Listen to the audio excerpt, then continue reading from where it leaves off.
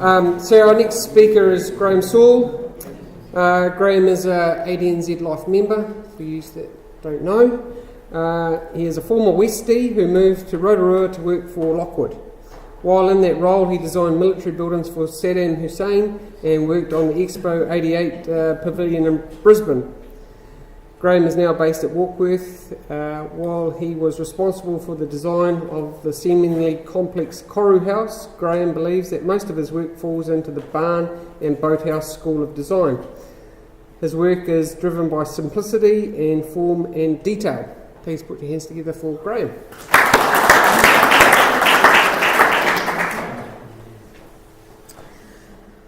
Thank you. I don't know where this is going. We're not into this public speaking.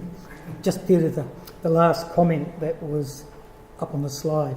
I prefer drawing than talking, and we'll see. What I've put together is basically tried to summarise it, but I've got to put together 45 years of working life in 45 minutes is what I've got. Okay. And so what I'll do is just a little intro of where I started out, where I've been, background, which has led me to then some quick shots of concept plans. I usually, just for your info, totally hand-drawn, CAD-free office. I've never converted to the digital age. Joe helped put this together for me back up in Ariwa. And with Trevor's help now, so it's real simple. Then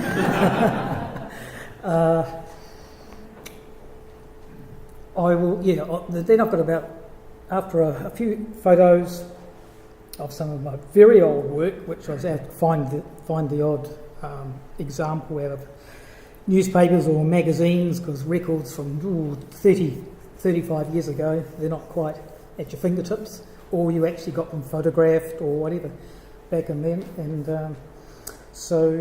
even all the work that I have photographed, it's on film cameras. It's actually magic film, and so that's been uplifted, converted. So bear with me, but I think it should come together. So I've just got some examples of probably work in the last 15 to 20 years.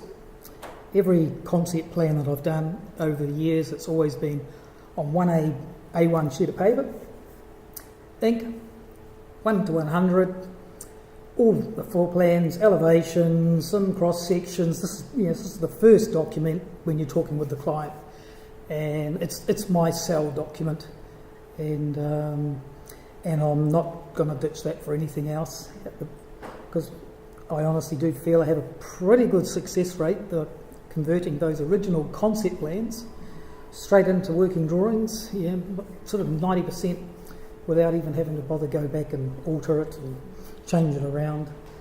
And then just to follow up, I've just got 3 photographic just case studies of 3 buildings, more recent in the last sort of 5 or 6 years, which fall into the line of sort of the barn, we'll call it small, medium and large, it'd be easy to do. A lot of my work is sort of barn form, boathousey, which is a reflection of where I live now, East Coast, just north of Auckland, and all the work I do is pretty well between Auckland and the Bay of Islands in sort of coastal situations, or just back from the coast in a rural. So, quick intro. I'll read a bit of this so I don't forget it all. I'm an architectural draftsman, designer, with 45 years on the drawing board, and the stationery industry still produce, luckily, pens, ink, pencils, spare parts from a parallel wall and set squares on the CAD-free zone. I began my career after growing up in West Auckland, Gleneden to be precise, and attended Kelston Boys High School. And upon being able to swap French for tech drawing in the 5th form, signalled my intention of maybe a career in this field. I'm a first generation Kiwi of English parents, arrived in New Zealand as immigrants on a World War II hospital ship after spending their teenage years down bomb shelters. This was the early 1950s. They came to approve jobs, brought a house of 90 square metres with 3 bedrooms, 1 bathroom and no garage on a quarter acre with a government loan and lived there for 50 years.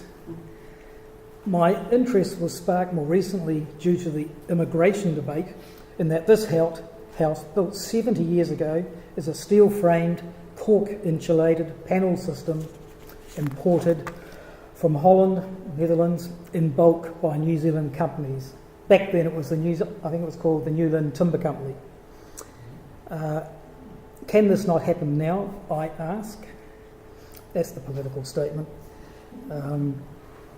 as we seem to have. And also the expectation of a first home specification of 4 bedrooms, 2.5 bathrooms, open plan living plus a double garage wasn't the minimum requirement. I know that these comments have probably influenced my attitude to design, with simple, no-fuss design solutions to whatever situation presents itself. Hence, boathouse, barn, shed-style designs with a bit of freestyle artistic expression thrown in for good measure when appropriate. I started work at 17, being employed as a cadet draftsman in an Auckland City architect's practice, of which I note tonight here, Merv Sanford in the room, one of our slightly older than me members. He was already there, I was the cadet. After 3 years of ammonia plan printing fumes and turning the handle of a Gestetner specification printing machine, tea making along with practising my handwriting with a bit of tracing work and attending Technical Institute to complete the New Zealand Certificate of Drafting, I then, after a couple of years, moved on to Neil Housing, of which, by chance, Ray Murphy in the room was my boss. Back then at Neil, producing standard plan housing and doing drafting, along with early townhouse developments by this group housing company. 1980, then moved on a couple of years later, took a job and moved town to Lockwood Homes in Rotorua. Didn't know what I was really going to, but sounded good. This was, I can vividly recall, as my first opportunity to design one-off homes and show homes throughout New Zealand and the world. After 3 years, I had gained enough confidence and contacts to be brave and take up self-employment, which takes me through to today. The early years of self-employment were filled with such projects such as, and I'll find the technology, got a few flashback photos. Big ones were, in 1988, the New Zealand Restaurant Pavilion at the World Expo in Brisbane, commissioned by the government and sort of the trade, whatever the trade connotations were. And I'll just flick to that. It was a Lockwood totally assembled in New Zealand, taken apart, taken to Brisbane as part of the whole New Zealand exhibition that you see there, the buildings and the pavilions, marquees. It was a trade promotion paid for by the government. Then the building was, at the end of the expo, broken down, shipped back to New Zealand, and I think it's down by the airport somewhere still, in another world. I'll just flick to a couple back. This was one of the very interesting jobs I got involved with very early on, going into self-employment when I was probably about 28, 29.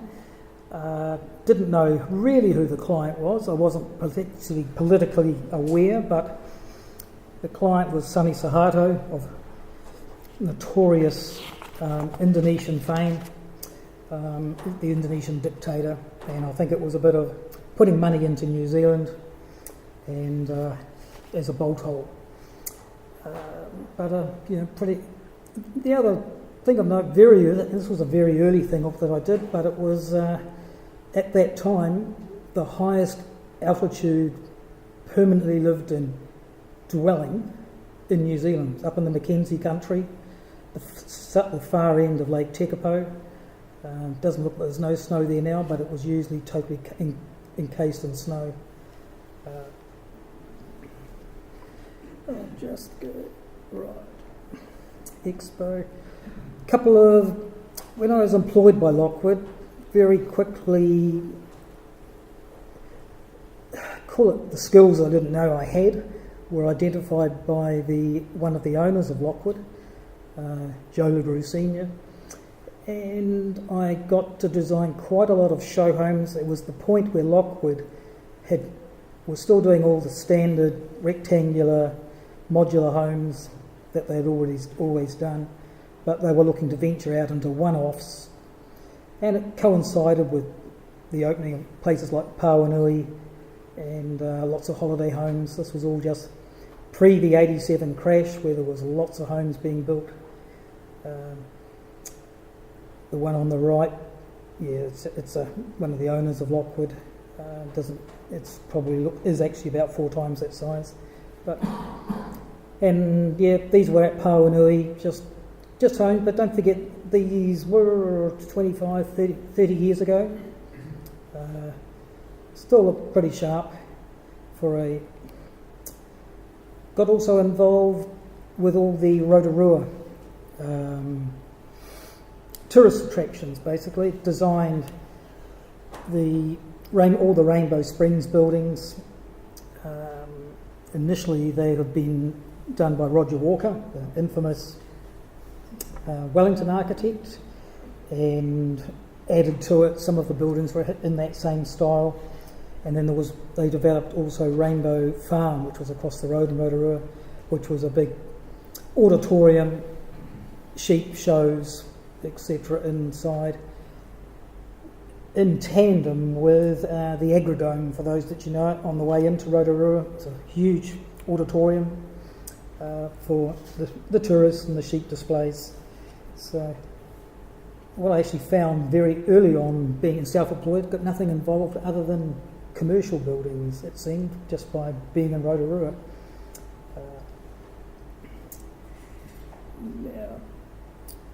One of it was touched on prior to coming up here, was whilst at Lockwood, another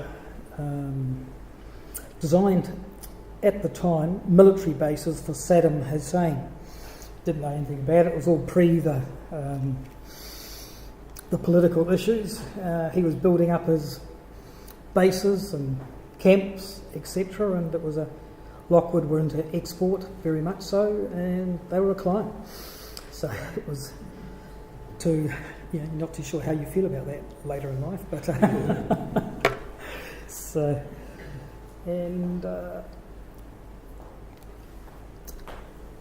also very early jobs, and this is still 25 to 30 years ago. There was a Rotorua company that was exporting log homes, New Zealand log homes, and to Japan, and they were also doing post and beam houses, and got to do a lot of homes in Japan. Most of them were up in the ski fields, and some of them in little townships, but it was the first time I really came from a design point of view. You had to get a bit skew your ideas.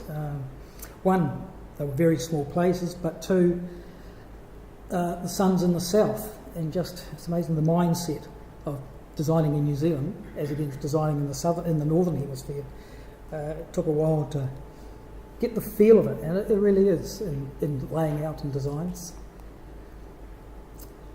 Very early on, this was one of the design awards sort of won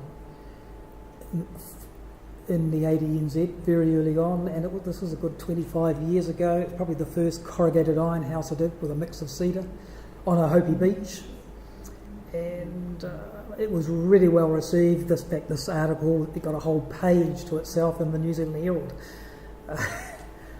Batch to the future, yeah, that's their wordage, but corrugated iron have been around a long time. But I do find now probably half of my designs, corrugated iron is one of the components.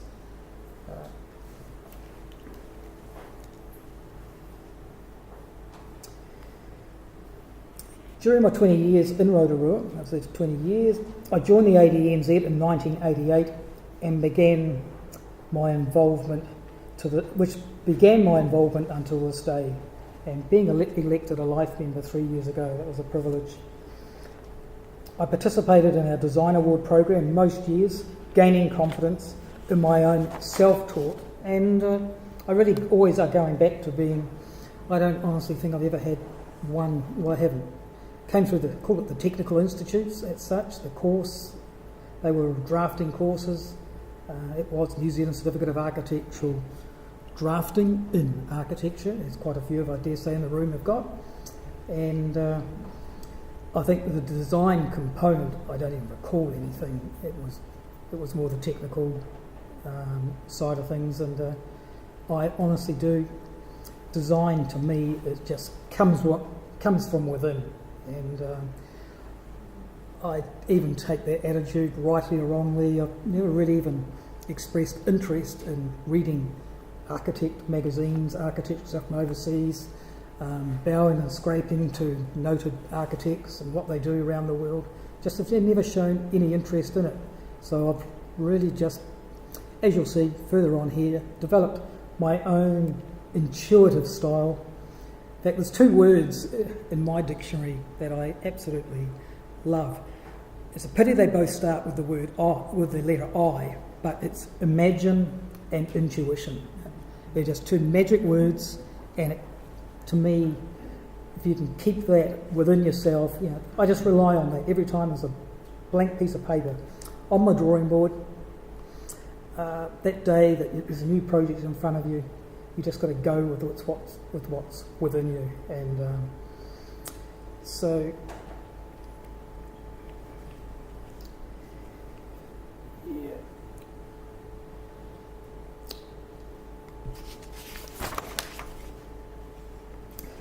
Yeah, as I was saying, probably self-taught, if that's the way, my design style, and I've, over the years with the ADNZ, don't like to really crow about it, but hey, that's what I'm here to do. I've gained some 40 regional awards and 44 national awards up to 3 years ago. I then spent 2 years as a judge for the ADNZ, for the annual awards, and that was an absolute privilege. And it's where I took from it very much always three judges those 2 years, me, the architectural draftsman as such, the other two were architecture, professors of architecture, or Duncan Joyner, the government architect, and a reflection that I made after those 2 years where we were judging everybody's awards. The thing that amazed me was, for those 2 years, all three of us came up with exactly the same, this is good design, this is bad. And it wasn't for that, everybody had come from totally different directions to it, whether it was architecture school or myself. And from that, I gained huge confidence as well, that go with your gut feeling, it's right. Do it, from that point of view. So, hence, 15 years ago, moved to Matakana, north of Auckland, where I continue to practice in mostly residential projects within a rural coastal environment. My designs now reflect the scene with reference to many icons of the past coming to the fore. You will observe this in the following snapshot of my more recent work. Well, that was another lodge, Treetops Lodge in the central North Island. Big luxury lodge, it gets quite a bit of press. Exterior, won that as a result of a design competition. Just a little aside, it was John Sachs, who's South Park Corporation and Kensington Park now in Auckland owner, and he at that time had a great relationship with CMS, who have been part of our history as ADNZ, and he put a brief out to 3 architectural designer companies, one in Rotorua, one in Tauranga and one in Hamilton, for 3 concepts. Paid each for it, selected mine, and this was the result. It's a beautifully presented large lodge. Backside, we've actually got a river or stream with trout in it running either side of the building and through it, underneath it. That's the backside, and that was the front. There's water either side of the bridge running right underneath it. Now, just a bit of a snapshot of concept plans over the years. This is probably the earliest one here, back in Rotorua, top of a hill. This is when I didn't know really where I was going, probably that long ago. Huge, big plaster homes. German couple who were looking for something a little bit different, right on the top of a rural hill, but quite random, but at the same time, a bit of symmetry to it. A Reparoa job. This was a commercial job, which was with you'll see in it little icons of the rural scene, aviation industry mixed up with header tanks, tank stands. In a rural scene, it was a manufacturer of horse feed, believe it or not. Yeah. But on the edge of Lake Rotoiti, very small site, neighbours both sides, hence there's a lot of neighbour blank walls, but it was that very modern design of the time that we strive for. Ohiwa Harbour for a couple, rural but overlooking the harbour. It's when I tend to get, this was perhaps one of the first that I can admit to, and this has to be 25 years ago, of the collection of buildings. You'll see that further. Try to stay away, break down the forms, and even though there might be 300 square metres there, try to just break it into small forms, rural style, even changing the claddings so that it looks like it's evolved over a long time. One of the first houses at Omaha, when I got up there about 15 years ago, small house, but it's just a little iconic, as you'll see, and probably you'll see in a few more. The little lighthouse effects. Being Omaha, everything's got to be flat roof because everybody's got height restrictions. So got permission to go through the height restriction with the little icons on top, bring in some central light. That's the same one, right? Yeah. The other influencing design needs up in Matakana now, up Takatu, I find my solution to a lot of the sites up there, east coast, is a huge amount of them. They're always, the main vistas and views are to the east and around to the south. So you're designing south, call it nearly south-facing houses a lot. And my very regular solution to that is more the shed style, monopitch, where I can bring in high level light from the north and focusing the other end of the house on the view. Same again, what was that one? Up Whangarei Heads, same issue again. Everything's south facing. So really looking for those shed designs.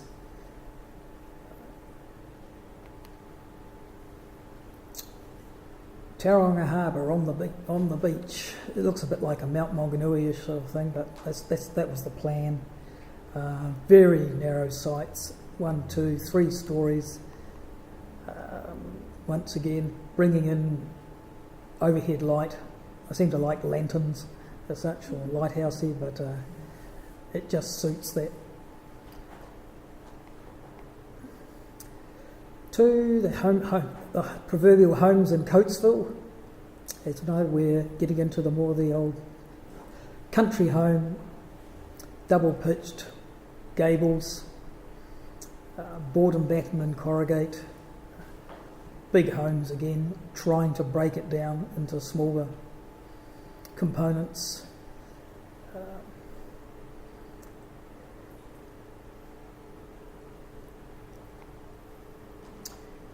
Down on the, just go to the next one, on the estuary at Point Wells. Some of us went through it a couple of years ago on our tour, but it's again, gables mixed up, a little bit random. One gables are running through the other. It's a bit of a mix, but there's lots of order there. My eye always is very, put it this way, symmetrical. Symmetry plays a big part, I know, in what I like. Sawell Coast Guard hasn't been built, but it was a concept I did for them with appropriate housing of their boats and the works. It's wrapped around where the new marina is now, which superseded it.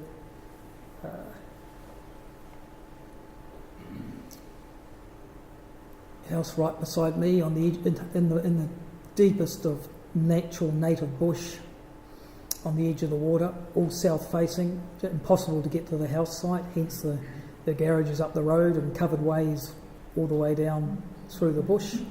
Very tight, only a 70 square metre footprint, 70 on top of 70, permanently lived in, and huge difficulty of bringing in light from overhead. So once again, they really work to treat the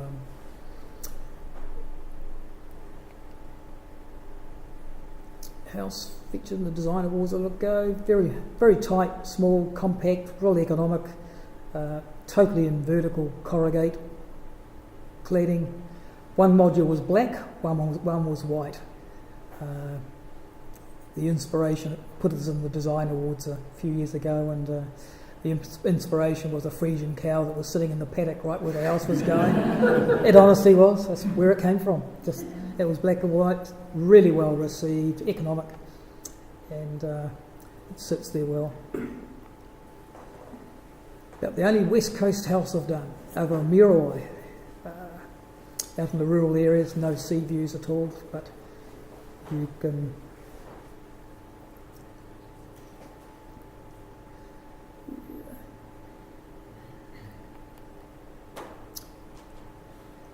Another estuarine house. Going down this, once again, the boathousey barn, broken up.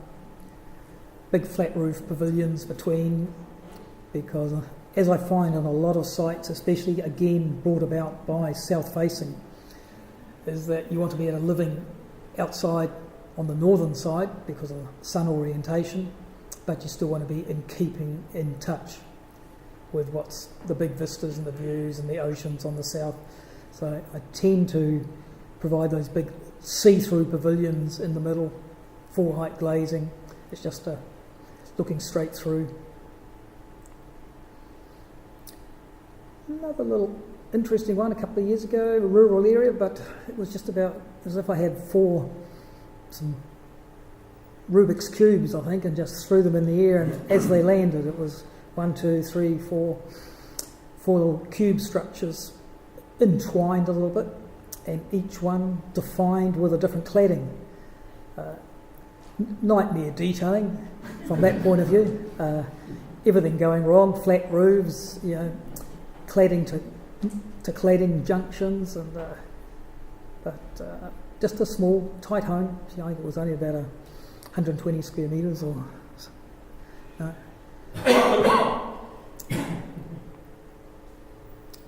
So, yeah, just very rural house. Got Fongitiao.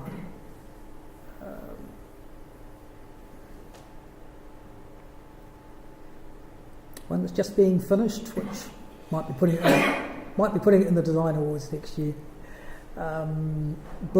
Total black corrugated iron again, very small.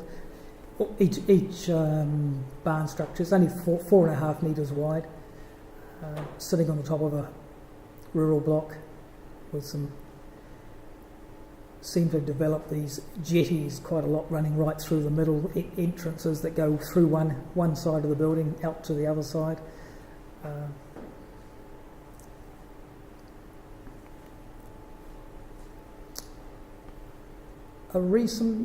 Did quite a lot of standard plan work for Touchwood Homes in Silverdale, who are a bit like a Lockwood.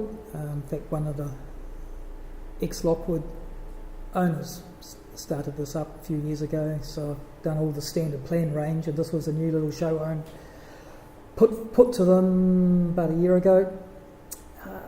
My take on it's only about what's that total, 134, real beach home,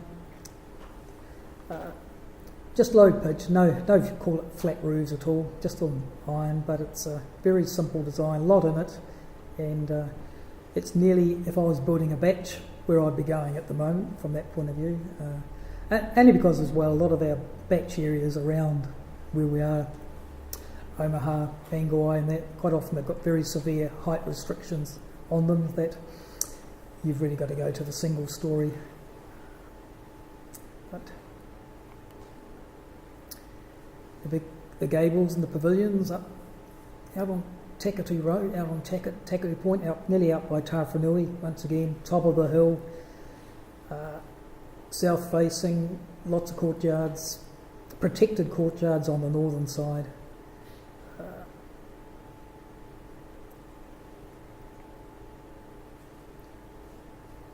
Hasn't quite been built, just about to be started on a little place called Badley's Beach, where I live, and it's right down on the beach.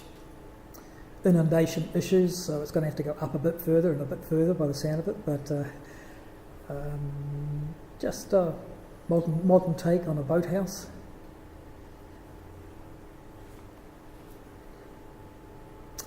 Slight older job in Omaha when I was first up there, got a bit frowned upon because of, some of you would know the type, if there is a type of house in the New Park subdivision, but it was a bit of a request on the client as well, a touch of French provincial, if you like to put it like that, in Omaha, which was, because it's got to go through the design committee, etc. up there, and we had some words, but it's built.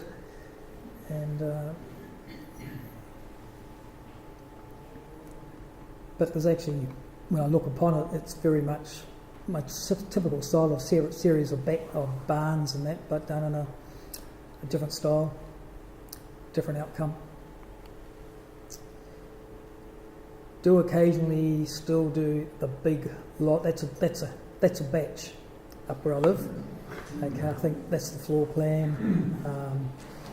Here's about 600 square metres, but it's a batch in that lodge sort of style, and but tried to break the size of it down with lots of gables and cutouts, but yeah, so it's a fairly random plan, but all built, works well. Don't get too many commercial jobs now, but in Matakana, in the village, it's some new shops just being finished, or a year or so ago. To my mind, it was Matakana, no point in doing a tilt slab, flat roofs, as you would expect. It's four shops on that's the site, very odd shaped site. So the result was that plan shape with all the carping in the back. Back to using those icons, and the windmill hasn't gone up yet, it's ready to go. It's supposed to be, so I'm waiting to hear, just to give you those iconic things, but it's all a mix of vertical board and batten and horizontal corrugate, even that you find out in the country. I've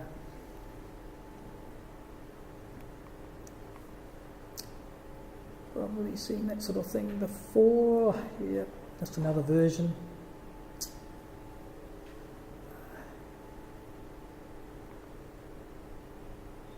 That was a take on a batch, right on a very narrow headland at the entrance to Nungaroo Harbour. High up, purely only about a 6 or 7 metre wide ridge that it wandered down the ridge in a broken down form. Just just single pitches, splits, but probably the most difficult site ever taken to plan something on it is no space.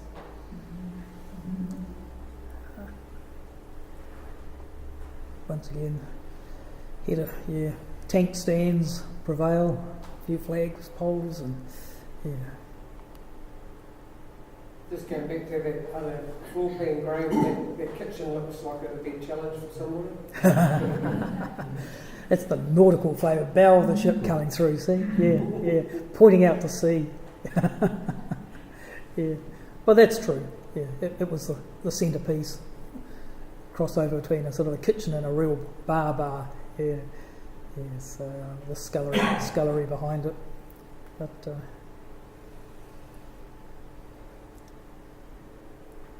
yeah. On the beach at Snell's Beach, Whisper Cove, just been finished. It's another black barn, dare I say it, but all just ply and batten,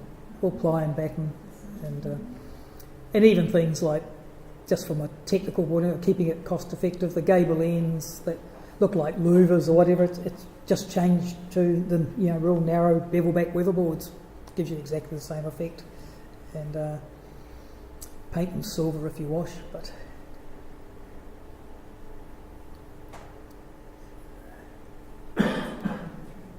and up to Whangarei Heads again, back to the same situation. Very difficult site, sloping steeply down to the south, and just mixing up a bit of stack bonded block with the vertical board and batten.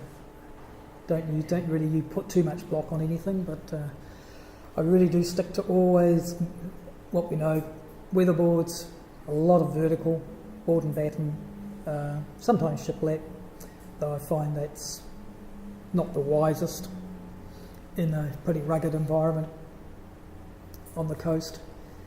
I like the robustness of the board and batten, and it does give you a much better texture.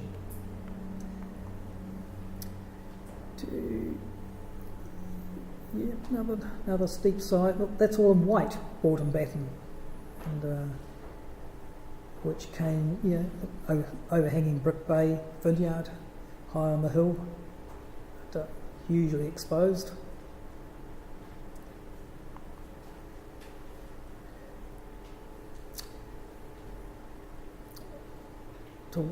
This one very dominant site in Whitianga, right beside the lighthouse on the entrance to the harbour, sort of right on the little peninsula that runs out there, and it's a holiday home, but don't often do 3D sketches, but yeah. Is everyone finished, Greg? No, it's just being consented at the moment. Yeah.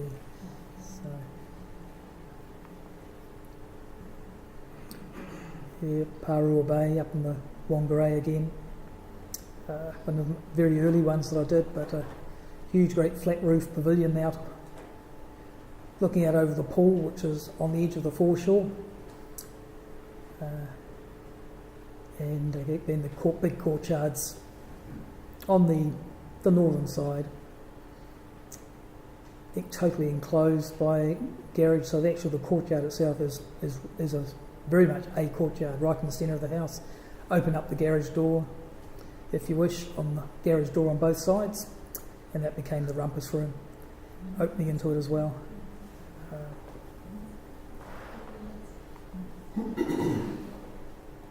That's my latest, off the drawing board, just a couple of weeks ago, up at Jacks Bay in the Bay of Islands, and some of those influences that I talked us through, the portholes and those marine references coming through again. Very much the layouts. I use the the forms by breaking the houses down to give protection to the outdoor areas. Use the buildings. We don't want to put up fences and the works. Use the buildings as the wind deflectors. Create courtyards because the sun's not out all the time and not blowing. So it's got a huge swimming pool on this side, under roof, but that's all. And mainstream up at TRI, rural one, vertical, corrugate again, stretching out in the distance, but it's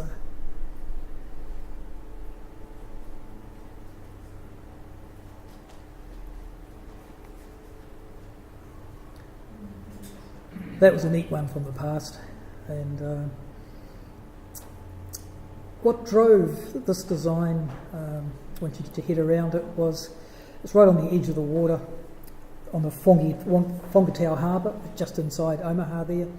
It's right on where all the old 100-year-old scows, the boat building, all happened, on this little foreshore right here on this site, the site next door.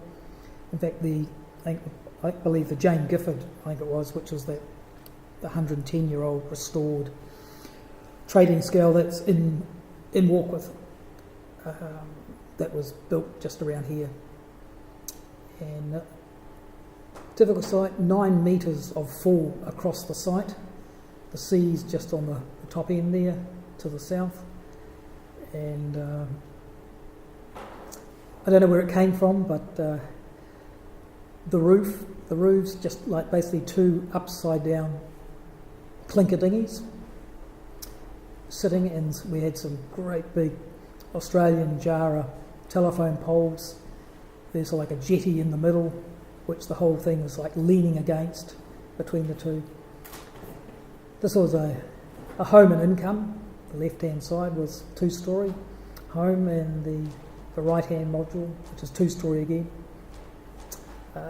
was the Booker Batch, if you like to put it like that. And so the ceilings inside, just like basically the builder would need to use boat building techniques, ply over stringers, and torch on membrane roof because of the 3-dimensional roof that went on top.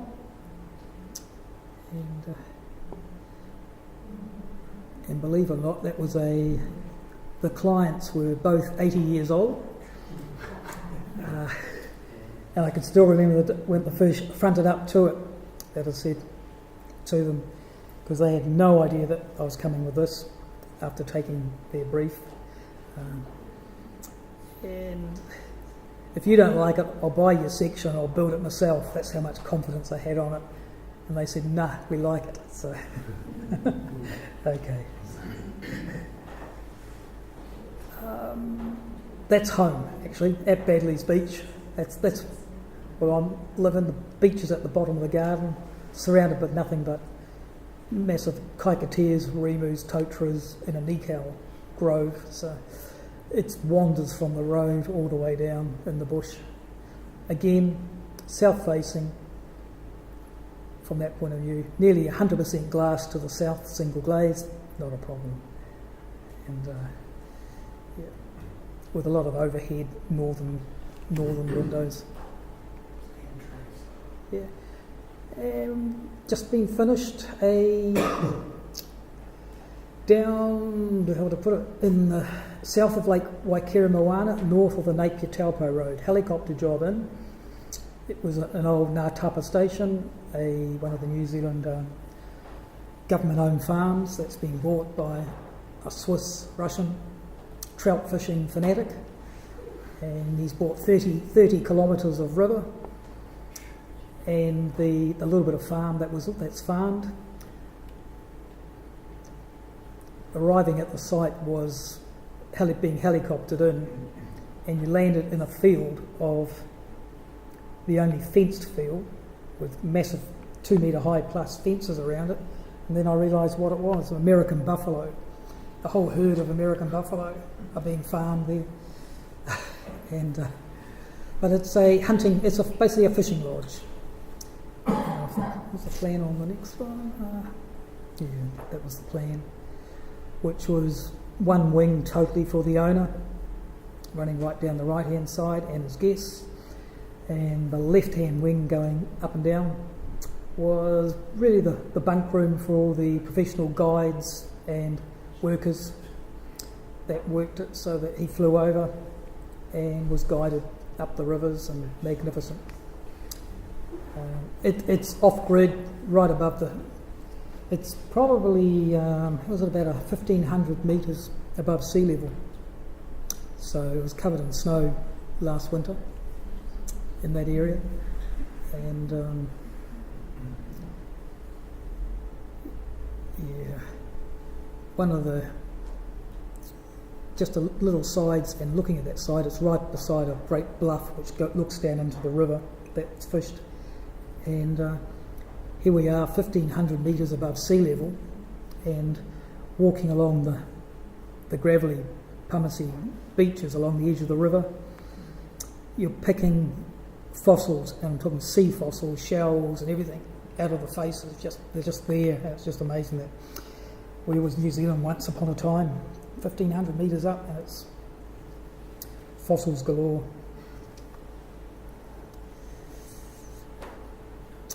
Down on the estuary, Point Wells again, on the edge of the water, probably about 15 years ago, one of my first ones up there, and yeah, just those iconic, pretty large home, but that's all plaster brick with a bit of cedar, and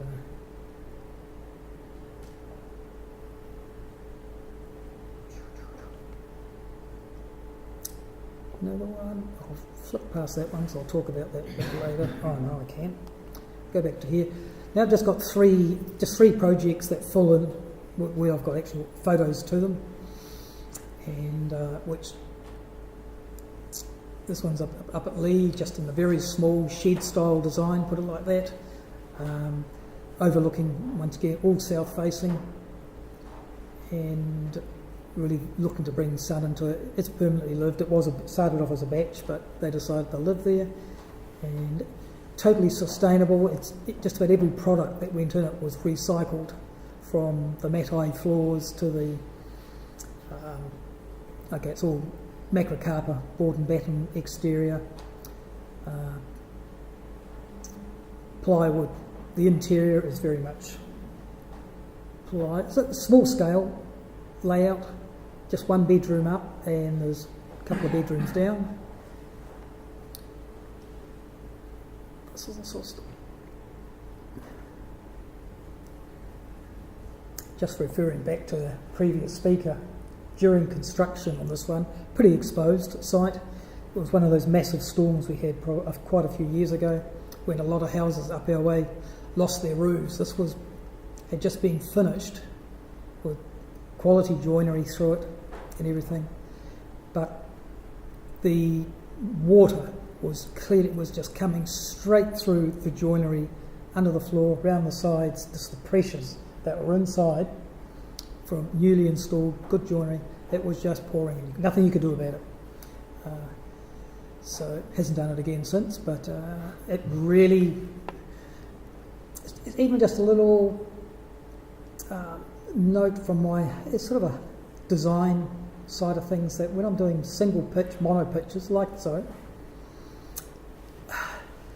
I will never overhang on the top end of call it the roof pitch, with a gable with a soffit running up into the sky as such. It has to be, no matter what you do there, it has to be a weak spot, and it's also a real weak spot for tearing the roof off, which was very significant up around that Snell's Beachway, Lee, on that major storm when so many roofs were lost. You looked at the designs, and it was very common, low pitch, gables facing up to the predominant wind direction, or soffit overhangs.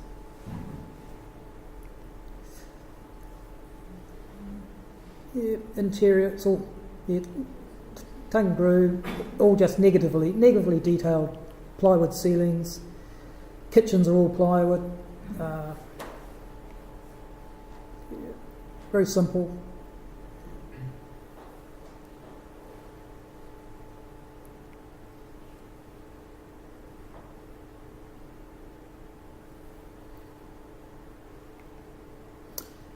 Next one, which some of us went through a couple of years ago, up on the Cape Rodney Road, up by just past Lee. This is sort of, I call it a mid-size house with everything grouped around a central courtyard. Once again, all the big views to the sea or out to the east. A lot of wind. It was on the top of a ridge from the west, so used all the 3 or the 4 building forms around the perimeter, so that the big outdoor courtyard, pizza oven in the works and swimming pool was all protected, but they were still in contact with the sea straight through the middle of the flat roof pavilion.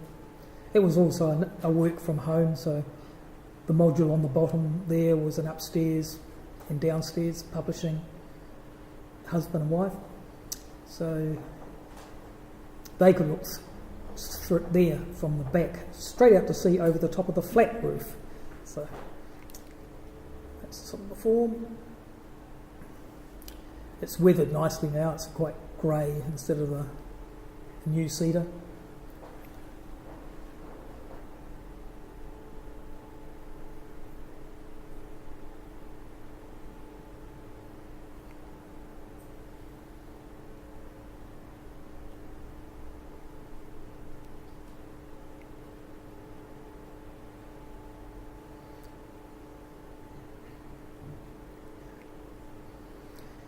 And then in the large variety, the Koru house, it was probably finished about 4 years ago, perhaps about. Did the planning for it about nearly 10 years ago. It was nearly 5 years of building, about 700 square metres. From that point of view,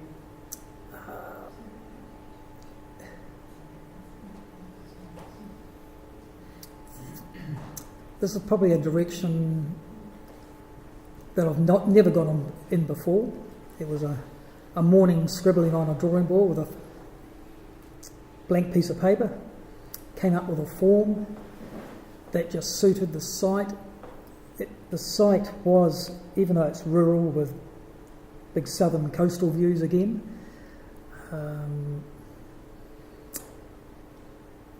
it was sloping at about something like 10 degrees, the site, from east to west.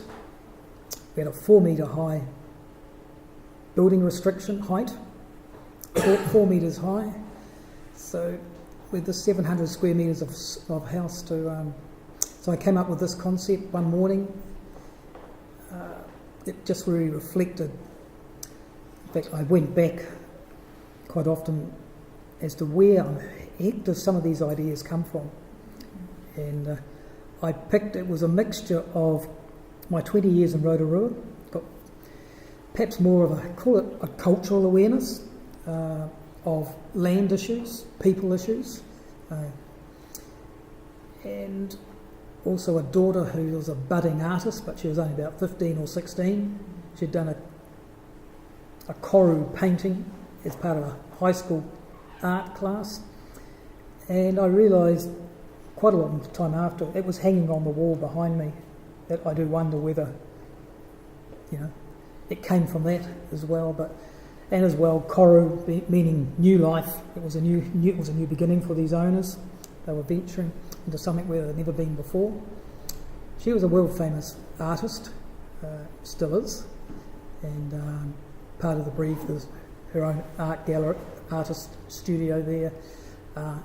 Brian, he was a framing, he did all the framing, he built and made all the framing himself, and for massive pieces. And there's not one bit of paint on any of the walls, I don't think, from memory, and it's all in limestone from Tikawiti. All those mass radiating walls, they're about 1 metre wide, inside and outside, limestone. Masonry inner structural, and the whole interior slopes down. That's the form. not great photos, but across the bottom there, and on the last one, had a uni student in a school holiday, in uni holidays in the office, well back then, and I gave her the task of, hey, let's make a model of this for the owners, and that was her. Yeah, made a 1:100 scale model, balsa wood and foam board. Okay, that's the closest I get to 3D modelling, and okay, it is, and but yeah, it was board and batten just on the back sides where we were having to stretch up very, very high, but the whole thing, purely one roof plane on that whole thing at 10 degrees or whatever it was, running down with just strakes over the membrane, or under the membrane, across it, as you would do nearly in a boat building thing, to deflect the water sideways to get it to a gutter. What's the picture? So, and because the pool itself was integral with the design, it just all came together in about 4 hours. Okay, oops. Yeah. Good fees on 4 hours work. Yeah. Just fit for your thing. All the interior, everything in it is pretty well recycled. Jara, even the front doors and off-form, all the concrete work was done on site, poured. This is a bunker down underneath the food store.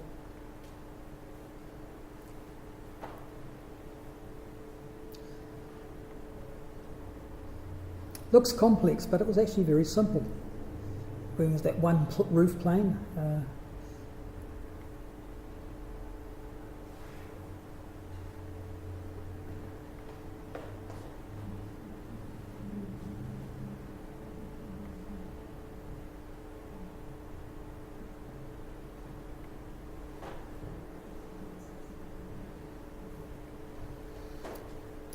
I'll put a plug at APL, put it into their design award program for all the joinery.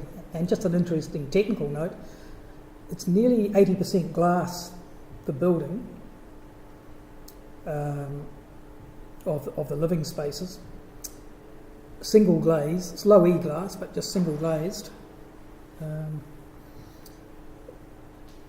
But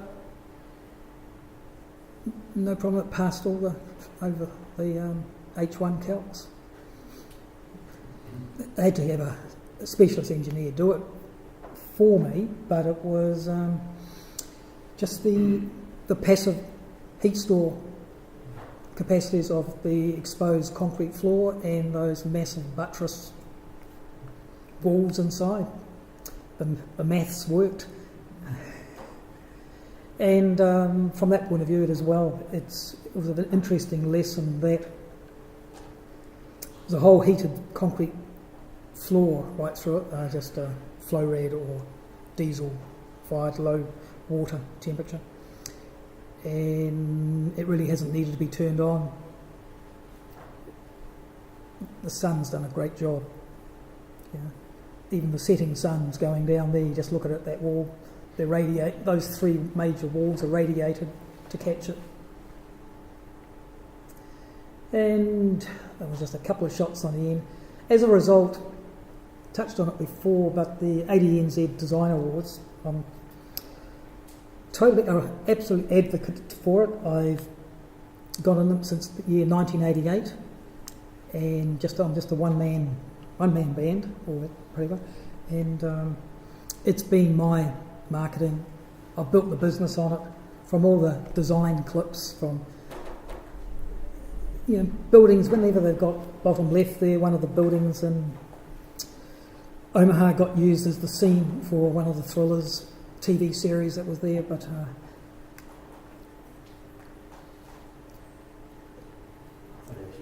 I know. I'll stand up. Yeah.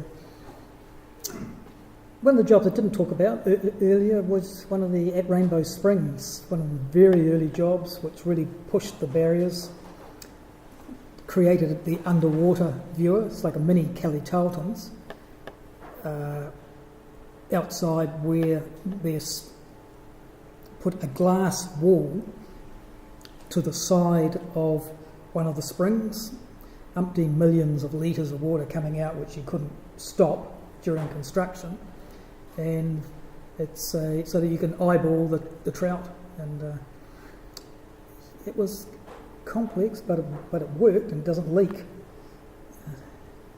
But they were just various paper clips. Got on to strive a lot of time with media. Home wins award for architect, Rotorua architect, etc. Had quite a lot of letters from guess who. Not my fault. Newspaper people got it. Even that one at the bottom middle, that was a rammed earth house. It did. Rotorua House wins award right in the middle at the bottom. Did a little half a dozen houses in rammed earth, which wouldn't go there again. But yeah, so that's it. Overview.